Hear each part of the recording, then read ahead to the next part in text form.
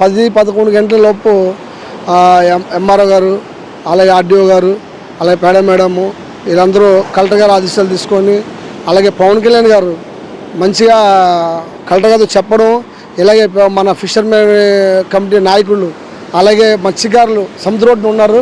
అదే 353 కోట్లు కొట్టేద్దాం అనుకున్నాం. అంతకుముందుగా తుఫాన్ రావడం వల్ల ప్రభావాలు ఎక్కువ ఉంటాయని చెప్పడం వల్ల మొత్తం డిపార్ట్మెంట్ మొత్తం మా సముద్ర రోడ్డునే ఉన్నారు.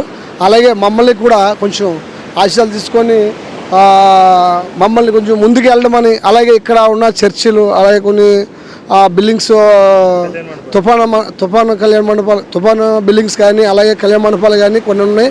అన్నీ కేటాయించమని చెప్పారు, దూరంగా వెళ్ళమని చెప్పారు. అలాగే గర్భిణీతో ఉన్న పిల్లల్ని కొంచెం హాస్పిటల్లో అలాగే ఉంచమని చెప్పారు. చిన్న చిన్న పిల్లలు ఉన్నారు, పాలకి అలాగే ఫుడ్కి కొద్దిగా ఇబ్బంది అవుతుందని చెప్పిన తర్వాత ప్రతి గ్రామాన్ని మేము దగ్గరుండి చర్యలు తీసుకుంటాం. అలాగే మా పెద్దలను కూడా సహకరించమని చెప్పి సహకరిస్తాం.